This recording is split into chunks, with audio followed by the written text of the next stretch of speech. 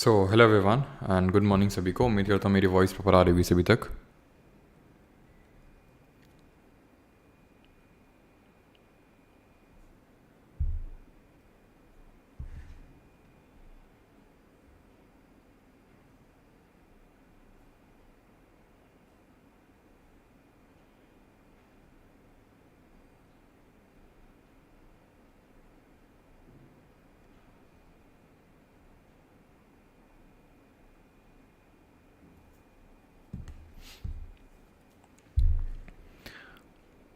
एक बार कंफर्म करेंगे सभी लोग कि सारी चीज़ें प्रॉपर हैं कि नहीं।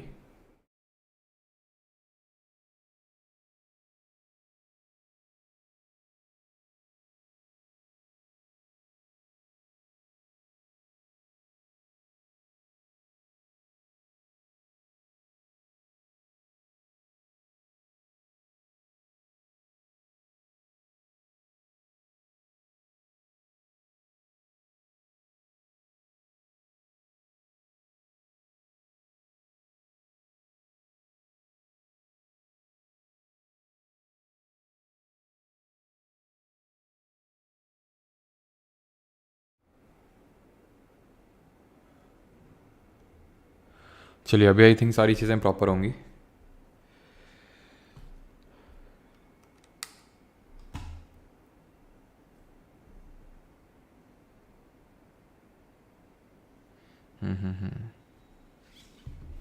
अभी सारी चीज़ें ठीक होंगी। ठीक है, अभी ब्लैकआउट नहीं हुआ होगा। कुछ दिखाई नहीं दे रहा है। देखने की कोशिश करो बेटा, मन की आंखों से देखो, दिखाई देगा, सब कुछ दिखाई देगा।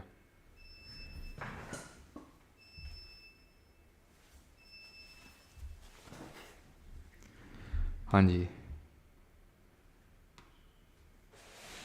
Please tell in English. क्या श्री श्री 108 परमानंद महाराज की जय हो, जय हो। जल्दी से बताओ सारी चीज़ें अभी प्रॉपर हैं। नहीं हुआ होगा।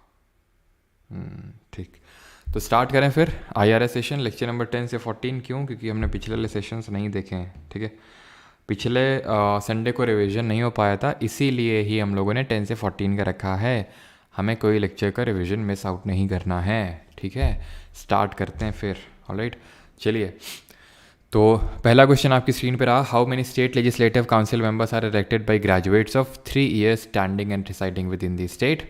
2011 की सेंसस के हिसाब से एस्टिमेटेड परसेंटेज BPL कितना है, और कर्जन ने किसको इंटरेस्ट किया था as architect of Victoria Memorial hall.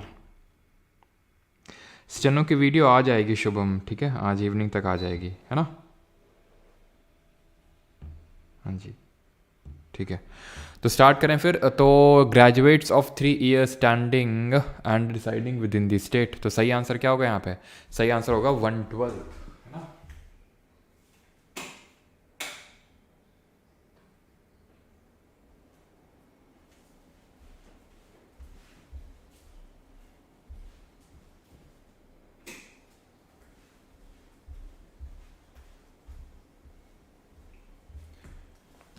ठीक है, तो यहाँ पे सही आंसर होगा 112।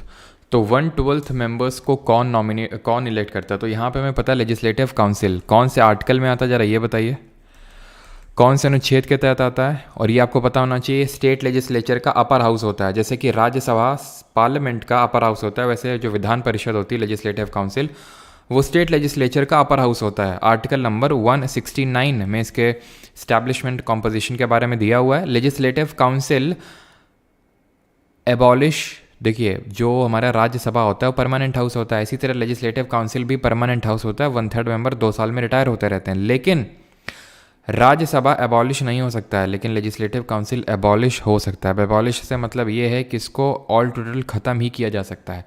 तो इसको क्रिएट करने का पावर और इसको एबॉलिश करने का पावर ये किसके पास है? कौन क्रिएट और इसको एबॉलिश कर सकता है? तो इसमें 5/6 मेंबर्स इलेक्ट होते हैं। अब यहाँ पे लिखने वाली सारी चीज़ें नहीं है, क्योंकि सारी चीज़ें हम देख चुके हैं, बस यहाँ पे रिवीजन कर रहे हैं। और यहाँ पे बाकी जो मेंबर हैं 1/6 ये नॉमिनेट होते हैं।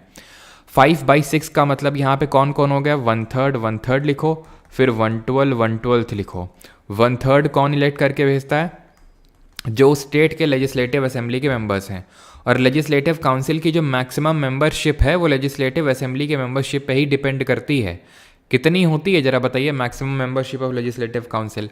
1/3 मेंबर्स कहाँ से निकल के आते हैं? ये जो लोकल बॉडीज़ हैं जैसे कि म्यूनिसिपैलिटी वगैरह हैं, जो नगर पालिकाएँ वगैरह हैं, वहाँ से इलेक्ट होके आते हैं। 1/12 कहाँ से आते हैं? ये ग्रेजुएट्स जो एटलीस्ट 3 साल के ग्रेजुएट्स हैं, टीचर्स जो एटलीस्ट प्राइमरी लेवल से ऊपर के टीचर्स हैं वो लेट करके भेजते हैं। अब बाकी के जो ये 1/6 बच गए इनको नॉमिनेट करेगा गवर्नर। किस में, किस फील्ड में नॉमिनेट करेगा?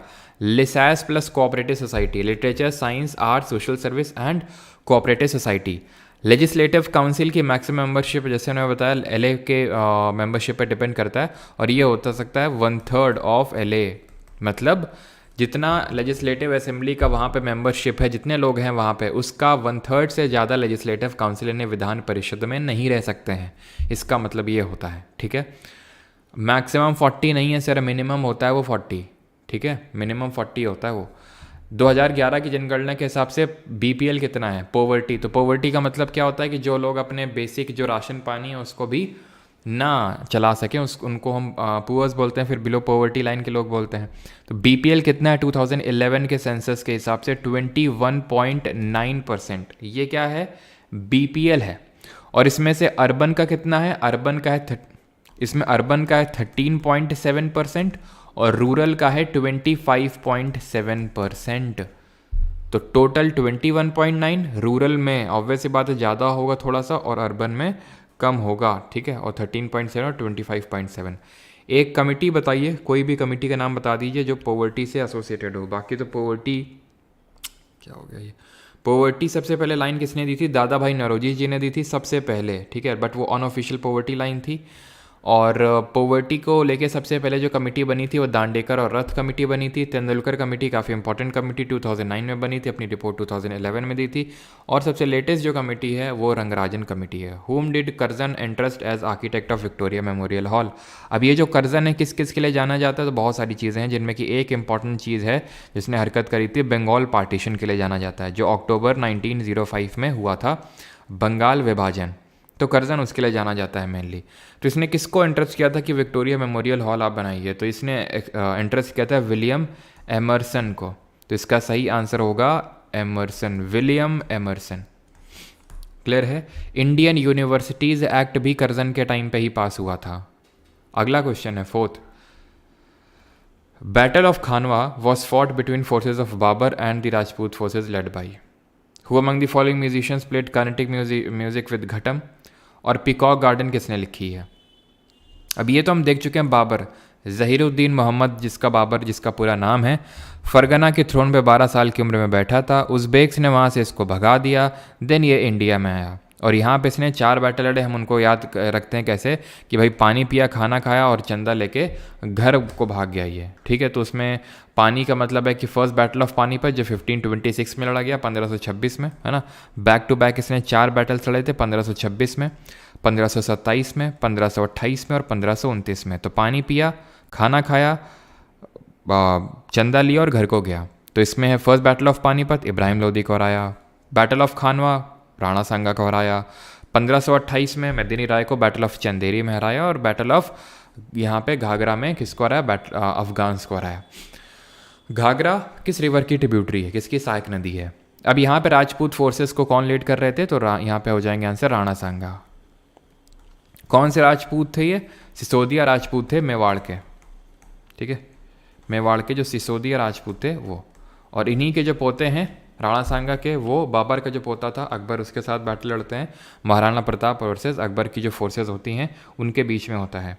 और ये यहाँ पे फोर्सेस को कौन लीड कर रहे थे? अकबर के राजा जयसिंह लीड कर रहे थे। और यहाँ पे होता ये है कि इसी को हम बोलते हैं बैटल ऑफ हल्दी घाटी, जो 1576 में होता है, जिसमें कि अकबर की फोर्सेज विक्टोरियस एमर्ज होती हैं। Who among the following. और जरा ये कॉमेंट बताइए जो भी पिछले भी किया था, किस मेवाड़ के राजा ने सुजरैनिटी एक्सेप्ट कर ली थी? और वो भी किस मुगल, चलो मैं ये बताता हूँ, जहांगीर की अडॉप्ट कर ली थी। राजा का नाम बताइए जो वो राजपूत रूलर थे मेवाड़ के, उन्होंने जहांगीर की सुजरैनिटी को एक्सेप्ट कर लिया था। घटम के साथ कार्नेटिक म्यूजिक। कार्नेटिक म्यूजिक मतलब कर्नाटक का संगीत, केरल, तमिलनाडु, कर्नाटक, आंध्रा और तेलंगाना का जो म्यूजिक है। फादर किसको बोलते हैं इसका? फादर बोलते हैं पुरंदर दास को, ठीक है, पुरंदर दास जी को इसका फादर बोलते हैं। क्वीन किसको बोलते हैं? MS सुब्बुलक्ष्मी को बोलते हैं, जो पहली म्यूजिशियन हैं जिनको भारत रत्न मिला है, 1998 में मिला है। अच्छा, ट्रिनिटी ऑफ कर्नाटिक म्यूज़िक को आप जानते हैं? ये मैंने नहीं पढ़ाया अभी तक, मैं अभी पढ़ा देता हूँ जो लोग रिविजन के लिए नहीं आए हैं, तो कोई नहीं, फिर से मैं एक बार रिपीट कर दूंगा, लेकिन ये इंपॉर्टेंट है, ध्यान रखना। ट्रिनिटी किसको बोलते हैं? तो ट्रिनिटी बोलते हैं तो P त्यागराज को, ध्यान रखना, दीक्षितर को और श्याम शास्त्री को, ये ध्यान रखना, इनको ट्रिनिटी के नाम से जाना जाता है, कार्नेटिक म्यूज़िक का, कर्नाटक संगीत का, ठीक है। और क्वीन तो मैंने आपको बता ही दिया है। तो घटम के एक्सपोनेंट मैंने आपको एक ही बताए हैं, मतलब वैसे तो 2 बताएं, लेकिन एक सबसे इंपॉर्टेंट बताएं, और उनका नाम क्या है?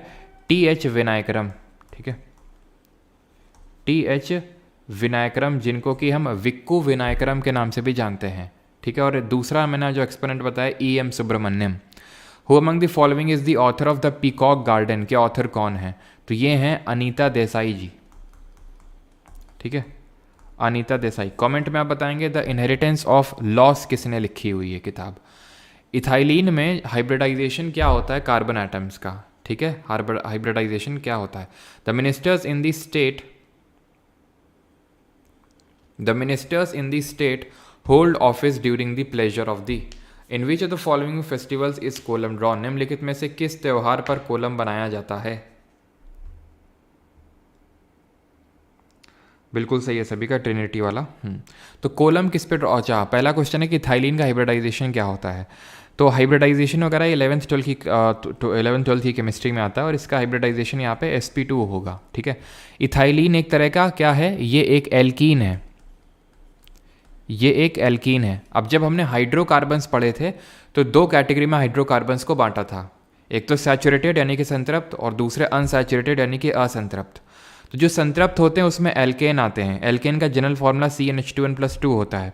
उसका एक एग्जाम्पल की अगर हम बात करें तो ब्यूटेन है। ब्यूटेन क्या है? ब्यूटेन एक एल्केन है, और उसको हम LPG सिलेंडर्स में यूज़ करते हैं, ठीक है। CnH2n+2 जनरल फार्मूला होता है एल्केन का। जरा बताएंगे सैचुरेटेड हाइड्रोकार्बन किस फ्लेम में बर्न होते हैं? और जो एल्कीन होते हैं, ठीक है, इनको हम ऑलिफिन्स के नाम से जानते हैं, बिकॉज ये ऑयल्स भी प्रोड्यूस करते हैं इनको हीट करने पे। और जो एल्काइन होते हैं, एल्केन एल्काइन में सबसे ज़्यादा जो बॉइलिंग पॉइंट होता है एल्काइन का होता है, क्योंकि ट्रिपल बॉन्ड होता है उसमें। और एल्केन का जिस तरह से जनरल फार्मूला CnH2n+2 होता है, एल्कीन का CnH2n होता है, और एल्काइन का CnH2n-2 होता है। एल्कीन के अगर एक एप्लीकेशन यानी फिर एग्जाम्पल की बात करें तो इथाइलिन है, जो कि एक गैसियस हार्मोन है। फ्रूट राइपनिंग में इसको आर्टिफिशियली भी यूज़ किया जाता है। इथाइन की जब मैं बात करूँ, जो कि एक एल्काइन है, उसको हम एसेटलीन के नाम से भी जानते हैं। उसको वेल्डिंग ऑफ मेटल्स में यूज़ किया जाता है। क्लियर है चीज़? आगे बढ़ें। और जो सैचुरेटेड हाइड्रोकार्बन है वो आपके क्लियर ब्लू फ्लेम में बर्न होते हैं, और अनसैचुरेटेड वाले येलो सूटी फ्लेम में बर्न होते हैं। Minister in the state hold office during the pleasure of, किसके प्लेजर तक ये ऑफिस होल्ड करते हैं, ये आपको बताना है। तो यहाँ पे आंसर प्रेसिडेंट भी हो सकता है और गवर्नर यानी कि राज्यपाल भी हो सकता है। वो डिपेंड करता है कि आप कहाँ के मिनिस्टर की बात कर रहे हैं। अगर आप सेंटर यानी यूनियन के मिनिस्टर की बात कर रहे हैं तो under article number 75 clause 1 appointment की बात करता है, दूसरा उसके इंडिविजुअल रिस्पॉन्सिबिलिटी की बात करता है। तो 75 क्लॉज 2 के तहत ये बात करता है कि जो ये लोग हैं council of minister, they serve till the pleasure of president. और गवर्नर की अगर वहीं बात कर लें तो इसमें हमें क्या कर देना होता है, 89 को ऐड कर देना होता है, तो यहाँ पे 164 आ जाएगा। तो आर्टिकल 164 इसमें क्लॉज 1 के तहत ये दिया हुआ है कि जो मिनिस्टर्स हैं they are individually responsible towards the governor. In which of the following festival is kolam drawn, kolam किस में ड्रॉ की जाती है? कोलम पोंगल में ड्रॉ की जाती है। पोंगल का मतलब क्या होता है ये बताएंगे, और पोंगल कहाँ का फेस्टिवल है? तो पोंगल का मतलब होता है टू बॉयल यानी कि उबालना, खीर होती है एक तरह की। और पोंगल है तमिलनाडु का, लेकिन अट्टुकल पोंगल केरल का है। केरल का ही ओनम है, और ओनम में होती है आपकी बोट रेस, आपको पता होना चाहिए, ठीक है। अगला, और वो केरल का है, ठीक है। Which of the following is not one of the rabi crops, तो वो ऑप्शन पे डिपेंड करता है। बट रबी क्रॉप्स कौन सी होती हैं? ये विंटर क्रॉपिंग सीजन पे ग्रो की जाती हैं, जहाँ पे इनकी जो बुआई है दैट इज़ सोइंग इनकी करी जाती है सितंबर अक्टूबर के टाइम पे, और हार्वेस्टिंग और यानी कि इनकी जो कटाई है वो अप्रैल के टाइम पे करी जाती है।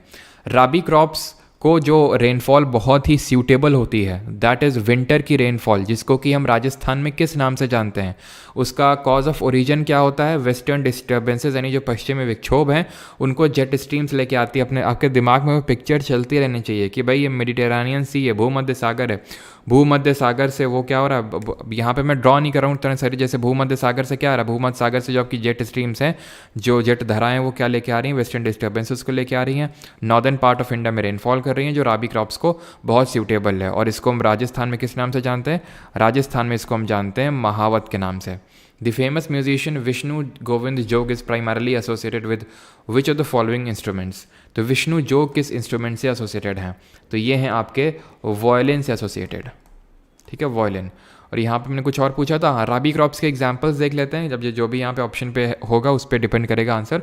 तो राबी के एग्जांपल्स हमने देखे थे, जैसे कि लिन सीड, जिसमें भी सीड आपको दिख जाए, लिन सीड हो गया, रेप सीड हो गया, जो पी हो गया, मटर हो गया, मस्टर्ड हो गया, ठीक है, वीट यानी कि जो आपका गेहूँ हो गया, ये सब आपकी राबी क्रॉप्स में आती हैं। 12th, इनमें से गलत स्टेटमेंट कौन सा है रिगार्डिंग दी विधानसभा। विधानसभा का मतलब है LA, that is legislative assembly. तो he should be a citizen of India, yes, Bharat का नागरिक होना चाहिए। Should not hold any office of profit, yes.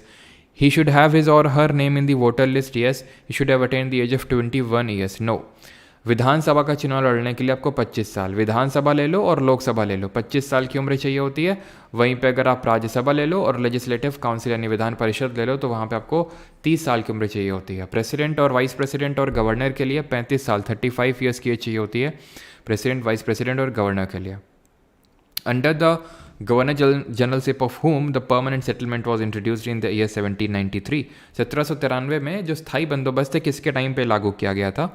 और Feluda, the complete adventures of the Feluda, ये किसने लिखी थी किताब। The dry cell is made up of an outer dash container that acts as the anode. तो गवर्नर जनरलशिप ऑफ किसकी थी, ये कॉर्नवालिस था।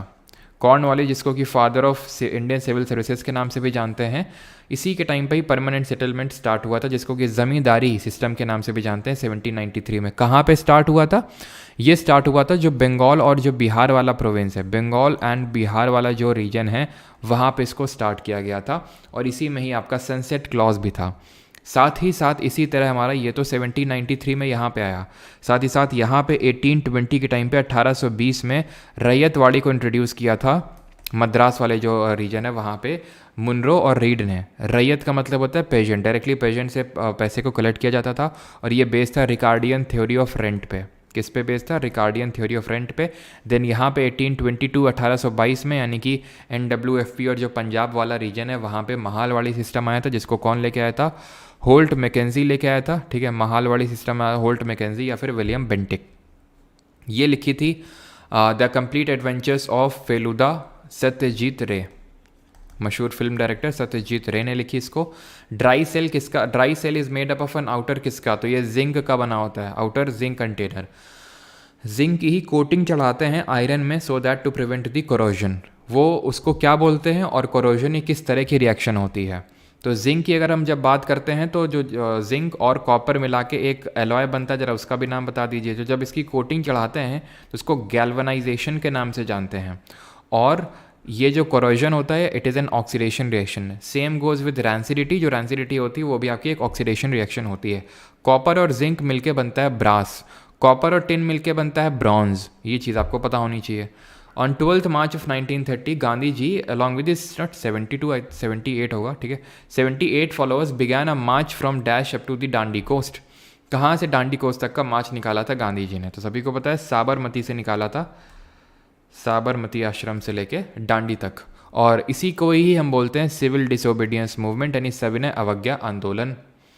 और CDM जो है इसको किस पर्टिकुलर कांग्रेस के सेशन में इसको एंडोर्स किया गया था या फिर ऑथराइज किया गया था कांग्रेस के द्वारा कि भाई लॉन्च कर लो CDM को।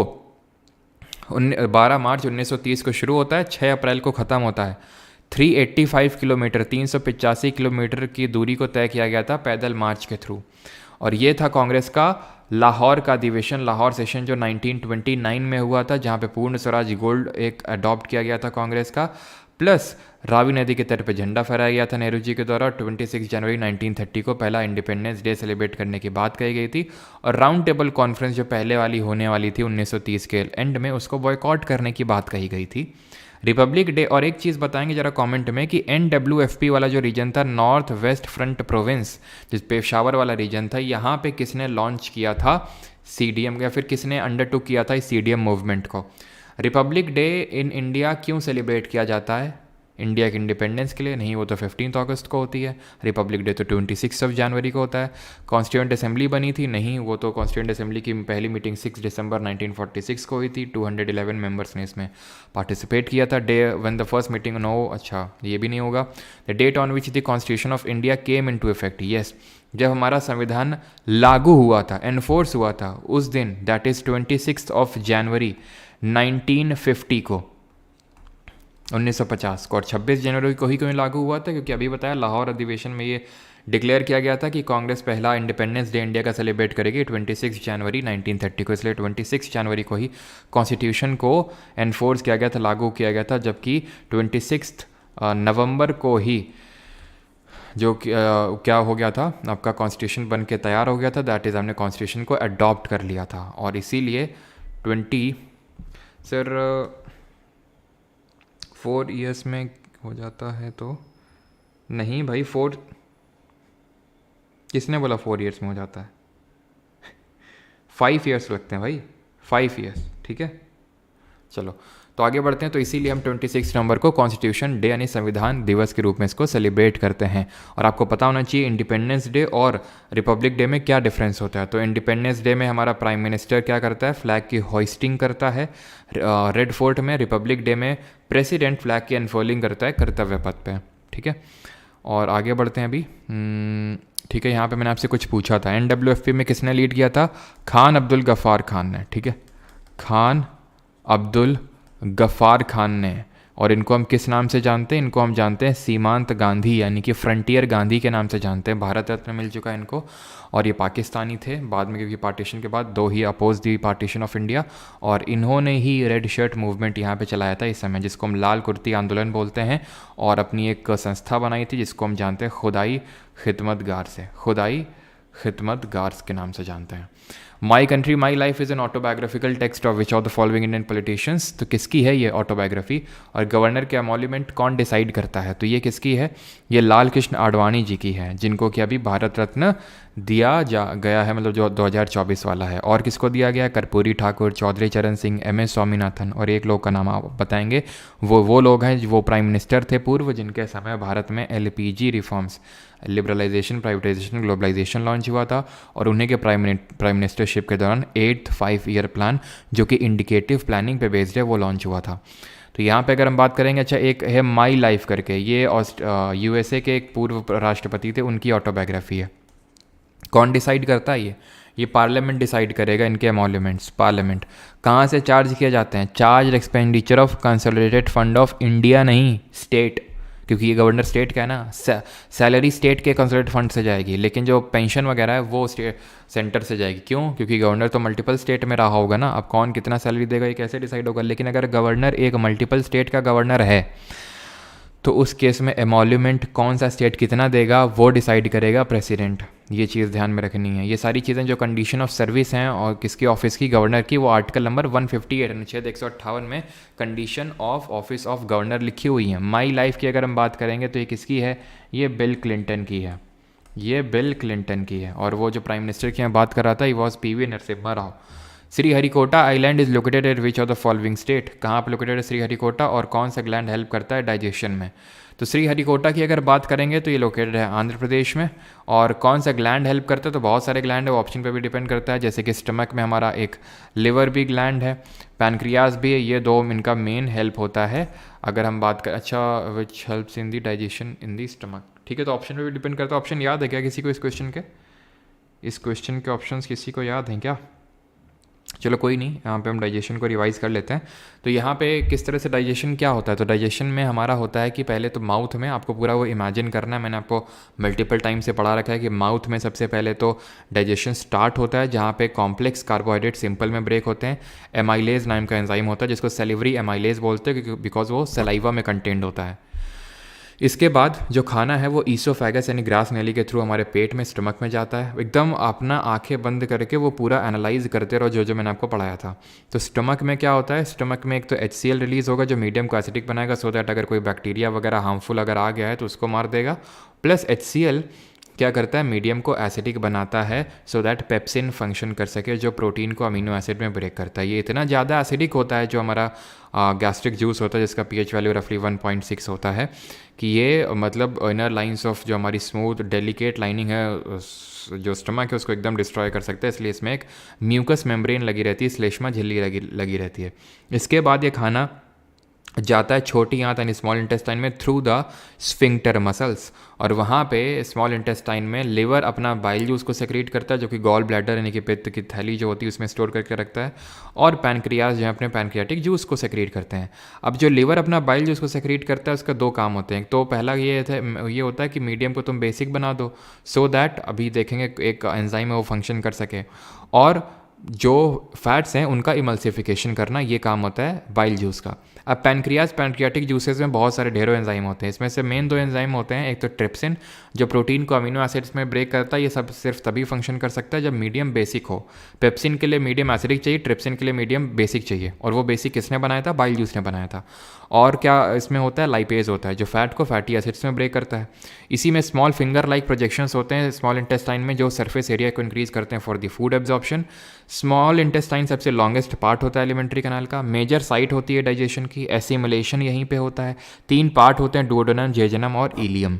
इसके बाद ये खाना पास ऑन होता है इन दी लार्ज इंटेस्टाइन जहाँ पे कोलॉन नाम का स्ट्रक्चर होता है जो वाटर के एब्जॉर्प्शन को फैसिलिटेट करता है। जो खाना में पानी वानी थोड़ा सा बच गया उसको करेगा। देन रेक्टम में जाएगा जो वेस्ट मटेरियल, देन एनस, और बस खत्म हो गया एलिमेंट्री कैनाल और ख़त्म हो गया डाइजेशन। ठीक, आगे बढ़ें अभी। और पैनक्रियाटिक ग्लैंड जो है हमारे जो अग्नाशय हैं वो एक तरह के मिक्स्ड ग्लैंड के तौर पे बिहेव करते हैं, हम पढ़ चुके हैं, बिकॉज ये हार्मोन्स को भी सेक्रेट करते हैं और एंजाइम को भी सेक्रेट करते हैं, इसलिए इनको मिश्रित ग्रंथियों के नाम से जाना जाता है। Right to for the first time in the country, तो अच्छा ये तो स्किप कर दिया था हम लोगों ने बिकॉज ये करंट अफेयर्स से रिलेटेड है। चिराव जो डांस है वो किस पर्टिकुलर स्टेट से है, चिराव। तो चिराव कहाँ से है कि मिज़ोरम से है। मिज़ोरम के, और मिज़ोरम को हम किस नाम से जानते हैं, कौन सा बेसिन है ये ज़रा बताएंगे। और मिज़ोरम के और कौन से डांसेस हैं, तो मिज़ोरम के डांसेस की बात करेंगे तो यहाँ पे खुल्लम, चेल्लम, जंगटलम, ये सब मिज़ोरम के हैं। और मिज़ोरम को हम जानते हैं मोलासिस बेसिन के नाम से। याद कैसे रखेंगे कि भाई इसके ऊपर ऐसे है ना, अरुणा मामी, अरु से अरुणाचल, ना से नागालैंड, उसके नीचे है माँ से मणिपुर है, और मी से मिज़ोरम है। तो मणिपुर में लोकटक लेक है, और उस लेक के जो डिपॉजिट हैं, क्योंकि ऊपर है ना लेक, ऊपर से नीचे ही डिपॉजिट हो जाता है यहाँ पे जाके मिज़ोरम में। तो मिज़ोरम के जो डिपॉजिट्स हैं तो इसको मोलासिस बेसिन के नाम से जानते हैं। कौन सा स्टेट है जो लीस्ट पॉपुलेटेड है 2011 के सेंसस के हिसाब से, तो सबको पता है ये सिक्किम राज्य जो सबसे लीस्ट पॉपुलेटेड यानी सबसे कम जनसंख्या है यहाँ पर। और सबसे ज़्यादा कहाँ पे है, उत्तर प्रदेश में है, सबसे लार्जेस्ट पॉपुलर स्टेट है। वैसे तो 4th लार्जेस्ट है एरिया के टर्म्स में, बिकॉज पहला तो राजस्थान है एरिया के टर्म्स में, दूसरा मध्य प्रदेश है, तीसरा महाराष्ट्र है, और चौथा उत्तर प्रदेश है। लेकिन पॉपुलेशन के टर्म्स में नंबर 1 पे आता है UP. Which of the following forts was build by Raja Rai Singh in 1588। Raja Rai Singh ने कौन सा किला बनवाया था, तो किले की बात करेंगे तो ये जोधपुर बोल रहा हूँ, जूनागढ़ का किला था ये, ठीक है। जूनागढ़ का जो किला है, जूनागढ़ का जो फोर्ट है वो बनवाया था राजा राय सिंह ने। अनडिस्प्यूटेड ट्रूथ किसकी बुक है, अनडिस्प्यूटेड ट्रूथ ये है जो बहुत लड़ते हैं माइक टाइसन, बॉक्सर जो है, ठीक है, माइक टाइसन की है, ठीक है बुक। और ज़रा बताएंगे मोहम्मद अली की कौन सी है, मोहम्मद अली, तो मोहम्मद अली की है the greatest my own story, ठीक है, लिख नहीं रहा हूँ बिकॉज हम लोग देख चुके हैं the greatest my own story, ठीक है। बाकी तो यार हम बहुत सारे स्पोर्ट्स पर्सन्स की पढ़ चुके हैं, जैसे कि 281 एंड बियॉन्ड VVS लक्ष्मण की है, straight drive straight from my heart, ध्यान रखना वो कपिल देव की है। स्ट्रेट ड्राइव सुनील गावस्कर की है। The test of my life Sourav Ganguly, sorry Yuvraj Singh की है। और a century is not enough ये सौरव गांगुली की है। Playing it my way Sachin Tendulkar की है। Playing to win Saina Nehwal की है, पहली इंडियन विमेन नहीं ओवरऑल भी पहली women badminton player from India to get a medal in the badminton. Hopefully इस साल 2-2 मेडल देखने को या फिर उससे ज़्यादा भी मेडल हमें देखने को मिल जाए बैडमिंटन में। आई एम फुल्ली कॉन्फिडेंट कि सात्विक साईराज, रनकी रेड्डी और चिराग शेट्टी तो जीतने ही वाले हैं और शायद वो गोल्ड मेडल भी निकाल के ले आए। क्या खेलते हैं भाई साहब, मज़ा आ गया था कल देख के। और लक्ष्य सेन भी काफ़ी बढ़िया खेलते हैं। तो ये दो मुझे लग रहे हैं। बाकी पीवी सिंधु जी का भी लगा कर निकाल लेंगे तो लगातार तीसरी बार मेडल हो जाएगा, बिकॉज पिछले 2 बार से रियो में निकाला था सिल्वर, टोक्यो में निकाला था ब्रॉन्ज। अब देखते हैं इसमें। तो which trek in Bhutan is considered to be the crown jewel of Bhutanese trekking. तो कौन सा ट्रैक है जिसको क्राउन ज्वेल बोलते हैं? That is snowman track. Snowman track के नाम से जानते हैं। अगला है हमारा 30th। Which of the following is the poor conductor of electricity. निम्नलिखित में से कौन विद्युत का कुचालक है? तो यहाँ पे इलेक्ट्रिसिटी को कंडक्ट करने के लिए हमें आयंस की नीड होती है। और जो डिस्टिल्ड वाटर होता है इसमें एकदम प्योर फॉर्म ऑफ वाटर, तो इसमें आयंस नहीं मिल पाते हैं, जिसकी वजह से इलेक्ट्रिसिटी कंडक्ट नहीं हो पाती। इलेक्ट्रिसिटी क्यों कंडक्ट होती है? जब इलेक्ट्रॉन्स फ्लो होते हैं। अच्छा, कमेंट में आप बताएंगे कि इलेक्ट्रिसिटी की जो एसआई यूनिट है वो क्या है, इसको हम किस पर्टिकुलर डिवाइस से मेजर करते हैं। और इलेक्ट्रॉन्स के फ्लो को ही इलेक्ट्रिसिटी हम बोलते हैं कि भाई इलेक्ट्रिसिटी हो गई। तो वो इलेक्ट्रॉन्स के फ्लो को एक के लिए एक डिफरेंस चाहिए, पोटेंशियल डिफरेंस चाहिए, विभवांतर चाहिए। उसकी ऐसा यूनिट क्या होती है? तो इसकी तो होती है एम्पियर, और इसको हम मेजर करते हैं अमीटर से। और पोटेंशियल डिफरेंस की जो ऐसा यूनिट होती है वो है वोल्ट, और उसको मेजर करते हैं वोल्टा मीटर से। किसने बताया था who discovered the magnetic effect of electric current? Magnetic effect of electric current किसने बताया था और किस साल बताया था? ये बड़ा इंपॉर्टेंट हो जाता है, किस ईयर में बताया था। Not a part of union executive. तो हमने पढ़ा है पार्ट नंबर 5 जो यूनियन की बात करता है, ये अनुच्छेद नंबर 52 यानी 52 से स्टार्ट होता है और 151 में जाके ये ख़त्म होता है। तो 52 से लेकर 78 तक दिया हुआ है यूनियन एग्जीक्यूटिव। इसमें आता है प्रधानमंत्री और उसकी मंत्रिपरिषद यानी काउंसिल ऑफ मिनिस्टर। इसमें आता है राष्ट्रपति, इसमें आता है उपराष्ट्रपति, इसमें आता है अटॉर्नी जनरल यानी कि महान्यायवादी। यानी इतने लोग आते हैं यूनियन एग्जीक्यूटिव में, संघ की कार्यपालिका में। सुप्रीम कोर्ट नहीं आता है। 52 से 78 तक ये चैप्टर नंबर 1 है जो यूनियन एग्जीक्यूटिव की बात करता है। चैप्टर 2 79 से लेकर 122 ये पार्लियामेंट की बात करता है। चैप्टर 3 में एक ही आर्टिकल है, अनुच्छेद नंबर 123 जो ऑर्डिनेंस की बात करता है। चैप्टर नंबर 4 124 से लेकर 147 ये सुप्रीम कोर्ट ऑफ इंडिया की बात करता है। लेकिन यूनियन एग्जीक्यूटिव तो 52 से 78 तक ही है ना। और चैप्टर नंबर 5 है वो 148 से 151 है जो कंट्रोलर एंड ऑडिटर जनरल की बात करता है। कौन सा आर्टिकल है जो कैग की रिपोर्ट के बारे में बात करता है? CAG is the head of Indian audits and account department. He is the guardian of the public purse. He is the guardian philosopher for the public account committee. ठीक है। Magnetic effect of electric current, Hans Christian Oersted 1820 के time पे इन्होंने क्या किया था, इस particular चीज़ को डिस्कवर किया था, magnetic effect of electric current. यानी विद्युत प्रभाव किसका, जो आपका चुंबकीय प्रभाव किसका, विद्युत का। ठीक है, आगे बढ़े अभी। और वो आर्टिकल नंबर 149 इसकी 149 ड्यूटीज़ की बात करता है और 151 इसके रिपोर्ट की बात करता है।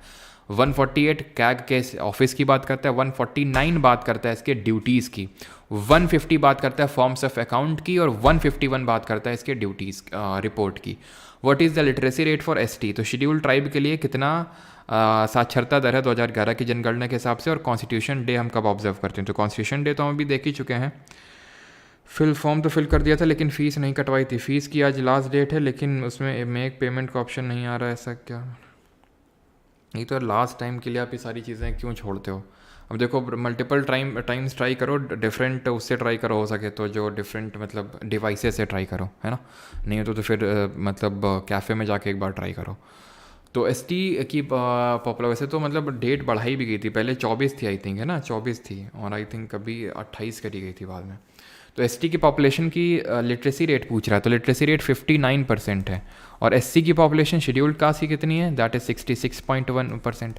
अच्छा, ऐसे ही डिफरेंट कम्युनिटी की भी याद रखना, जो हिंदू, मुस्लिम और ये क्रिश्चियंस इन सब की है, इनकी भी लिटरेसी रेट थोड़ा सा ध्यान रखना। आपके लिए होमवर्क है कि आप इन सब का एक बार फिर से पॉपुलेशन बाई परसेंटेज कितना है पहला, दूसरा कि इनका पॉपुलेशन में कितना इंक्रीज़ हुआ डिजिटल 2001 से लेकर 2011। वैसे तो 17.7% का डिजिटल ग्रोथ रेट है भारत का एनुअल, मतलब 2001 से 11 तक के, और एनुअल है 1.64%। लेकिन मैं इन कम्युनिटी स्पेसिफिक पूछ रहा हूँ कि कम्युनिटी स्पेसिफिक देखना है, हिंदू कितना, मुस्लिम कितना, कितना इंक्रीज़ हुआ है। ठीक है, जैसे कि हिंदू का 16.68% इंक्रीज़ हुआ, तो इस तरह से आपको देखना है किसका कितना इंक्रीज़ हुआ है। ठीक है, आपके लिए होमवर्क है। कॉन्स्टिट्यूशन डे देख चुके हैं, 26 नवंबर को होता है। 2 स्टेट्स किसकी है, तो भाई 2 हो गया, मतलब जो न्यूमेरिक्स देखने को मिल जाए सीधा मारना है चेतन भगत, अगर नहीं पता है।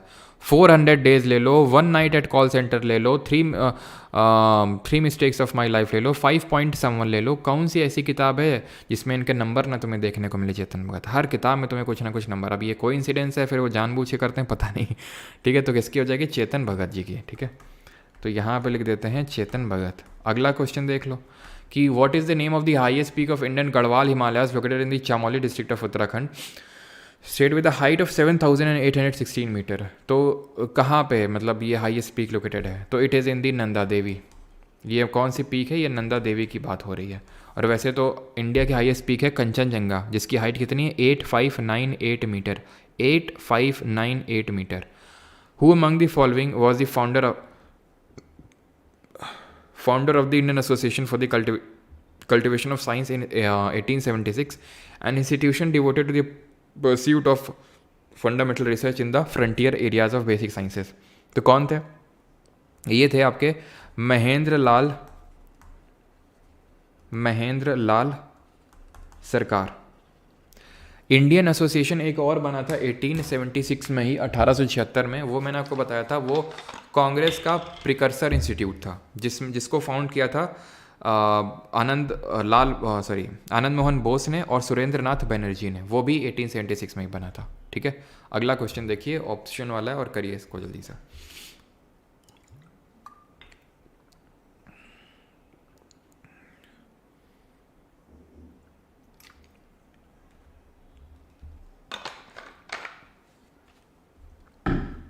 दिल्ली सल्तनत में ग्रुप ऑफ 40 का मतलब क्या था? They were the 40 Banjara leaders? नहीं, they were the mostly powerful Turkish slaves of Iltutmish who took the power in the interregnum following the Razia Sultan's killing. तो Razia was the first Muslim women ruler of medieval India. Iltutmish की बेटी थी, इसने power को seize किया था लेकिन कुछ टाइम के लिए, देन इसके बाद डेथ हो जाती है इसकी। ठीक है, सुल्तान रजिया की। जरा कमेंट में बताएंगे Minhaje Siraj he was a chronicler during the time of Iltutmish, और उन्होंने अपनी किस बुक में लिखा था कि Razia was more able than his brothers. और ये जो ग्रुप ऑफ 40 है, इनको हम चालीसा के नाम से जानते हैं। ठीक है, चालीसा या फिर तुर्काने चहलगानी सिस्टम है। और इसको किसने ख़त्म किया था? इसको ख़त्म किया था बलबन ने। शुरू किसने किया था? इल्तुतमिश ने। और ख़त्म किसने किया था? बलबन ने। इसी तरह शुरू किया था इक्ता को इल्तुतमिश ने, और ख़त्म किसने किया था? अलाउद्दीन खिलजी ने। इक्ता क्या होता था? जहाँ पे सर्टेन पार्ट ऑफ लैंड दिया जाता था गवर्न करने के लिए। ठीक है, और तुर्काने चहलगानी है क्या चीज़? ना, तबकत नसीरी होगी। अच्छा, वो जो मैंने पूछा था, जो ये लिखी थी मिनहाज सिराज ने, तबकत नसीरी। ठीक है, तबकत नसीरी। ठीक है, तबकत नसीरी लिखी थी किताब। और ऐसे ही जरा बताएंगे कमेंट में कौन सी बुक लिखी थी याहया बिर सिरहिंदी ने, जिसमें उसने ये बताया था कि सैयद्स जो हैं वो प्रॉफिट मोहम्मद के डिसेंडेंट्स हैं। तारीख़ फ़िरोज़ शाही किसने लिखी थी? ज़ियाउद्दीन बरानी ने लिखी थी। ठीक है, और ये थी आपकी तारीख़ मुबारक शाही लिखी थी याहया बिन सिरहिंदी ने। चेतियागिरी विहार फेस्टिवल कहाँ पे सेलिब्रेट होता है? हड़प्पा में जो ग्रेनरी होती थी रोज ऑफ, वो किस पर्टिकुलर शेप की ब्रिक प्लेटफॉर्म में था? तो हम चेतियागिरी विहार फेस्टिवल की बात करें, मध्य प्रदेश का है। और ये ध्यान रखना, मैं बार बार रिपीट करता हूँ जब भी पढ़ा रहा हूँ, कि 2 इसमें जो आपके बुद्धिज़्म से एसोसिएटेड लोग हैं, एक तो सारीपुत्ता और महामोगलेना, इनके रिलिक्स को देखने के लिए इसको सेलिब्रेट किया जाता है सांची बिहार में, जो सांची स्तूपा बना हुआ है, जो कि ओल्डेस्ट स्तूपा है, जिसको कि सबसे पहले अशोका ने कमीशन कराया था या फिर बनवाना स्टार्ट किया था। और भी हमने स्तूपा पढ़े थे, जैसे कि धामेक स्तूपा कहाँ है, सारनाथ में, सिलेंड्रिकल शेप में। सबसे बड़ा भारत में स्तूपा केसरिया बिहार में, ठीक है। लोग ज़्यादा बोलते हैं वहाँ बोलो जुबा केसरी है ना, तो केसरिया बिहार, इस तरह से आप थोड़ा रिकॉल कर सकते हैं, ठीक है। तो वहाँ का है। और बोरोबुडर वो तो इंडोनेशिया में सबसे बड़ा है। शांति स्तूपा लद्दाख में है। In Harappa the granary had rows of dash brick, और स्तूपा किस भगवान बुद्ध की किस लाइफ इवेंट को दर्शाता है। और स्तूपा का पूरा स्ट्रक्चर आपको दिमाग में याद आना चाहिए किस तरह का होता है।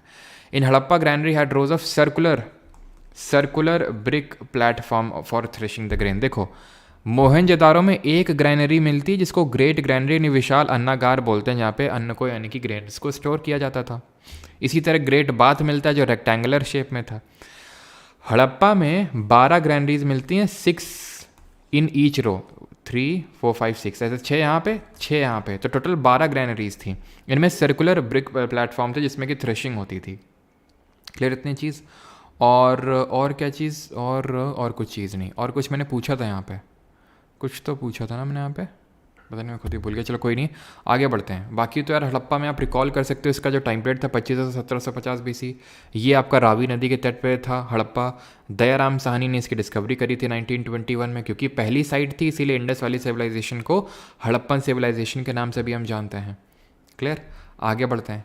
Which of the following statements are true regarding the Ravan Phadi cave eight अहोल। अहोल स्थित रावण फाड़ी गुफा से संबंधित निम्नलिखित में से कौन सा कथन सही है। अब ये रावण फाड़ी केव्स अहोल में किसने बनवाया था? इसको चालुक्य डायनेस्टी के रूलर ने बनवाया था। चालुक्यास की अगर बात करें तो चालुक्य किसके फ्यूडेटरीज थे?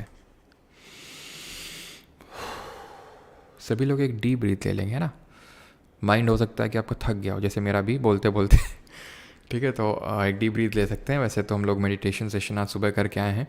तो यहाँ पे क्या मैंने पूछा, हाँ जी, तो यहाँ पे चालुक्यास थे किसके? कदम्ब, जो कदम्ब डायनेस्टी थी, कदम्ब ऑफ वनवासी, तो उनके फ्यूडेटरीज थे। इनकी कैपिटल थी वातापी, चालुक्यास की। पुलाकेसिन वन इसके फाउंडर थे। देन चालुक्यास की अगर हम बात करें तो इन्होंने वेसर स्टाइल के टेम्पल्स डेवलप किए। वेसर स्टाइल कौन सी होती है? जहाँ पे नॉर्थ इंडिया के नगर को साउथ इंडिया के द्रविड़ को मिक्स कर दिया जाता है। तो इन्होंने पट्टाडक्कल ग्रुप ऑफ टेम्पल्स बनवाए जो कि यूनेस्को की वर्ल्ड हेरिटेज साइट में इंक्लूडेड है, प्लस अहोल ग्रुप ऑफ टेम्पल्स बनवाए। अहोल में ही आता आपका विरूपाक्ष टेम्पल। विरूपाक्ष एक हम्पी में भी है जिसको कि लक्कन दंडेशन ने बनवाया। ये बनवाया था क्वीन लोक महादेवी ने, ध्यान रखेंगे इस चीज़ को। तो temple shows a distinctive feature of Pandya architecture. तो यही गलत हो जाएगा, because which of the following statements are true. अच्छा, ट्रू पूछा तो ये गलत हो जाएगा, और बाकी के 3 आपके सही हो जाएंगे। That means option number 3। तो ये है आपका, क्योंकि पांड्याज ने नहीं बल्कि चालुक्यास ने बनवाए थे। और लेटर चालुक्य की कैपिटल क्या थी? कल्याणी। अब वो मैं फिर से यार नहीं उसमें एफर्ट मार पाऊंगा कि ये देखो यहाँ पे पहले वो आए थे चालुक्य वातापी वाले, फिर इसी की जगह वो नहीं, वो लेक्चर में कर चुके हैं, फिर मतलब ही क्या हुआ, वही सब सारी चीज़ें हैं। तो तुम्हें तुरंत वो समझ में आना चाहिए कि अगर मैं बोल रहा हूँ कल्याणी तो मतलब वो लेटर चालुक्य है। ईस्टर्न चालुक्य की कैपिटल वेंगी थी, ठीक है। आगे बढ़ते हैं। Which of the following cities was the 40 आ गया, चलो कोई नहीं, 41 होगा, ठीक है। Which of the following cities was the capital of Pallava. तो पल्लव की कैपिटल क्या थी? पल्लव किसके फ्यूडेटरीज थे? सातवाहना के। सातवाहना के फाउंडर कौन थे? सिमुक थे। लेड कॉइन पहले सबसे पहले स्टार्ट किए थे, ब्राह्मणिज्म को फॉलो करते थे, मैट्रिलिनियल सोसाइटी थे, माता का नाम अडॉप्ट करते थे, और गौतमीपुत्र सतकर्णी सबसे पावरफुल रूलर थे। इनकी कैपिटल पूछा है ना, कैपिटल इनकी थी कांची या फिर कांचीपुरम, और इनके फाउंडर कौन थे? सिम्हा विष्णु। इन्होंने ही द्रविड़ स्टाइल ऑफ आर्किटेक्चर को इंट्रोड्यूस किया था साउथ इंडिया में। इसी डायनेस्टी के रूलर थे नरसिम्हा वर्मन II, जिन्होंने कि क्या बनवाया था? कैलाशनाथ टेम्पल बनवाया था, प्लस शोर टेम्पल्स बनवाए इन्होंने महाबलीपुरम में, नरसिम्हा वर्मन II ने।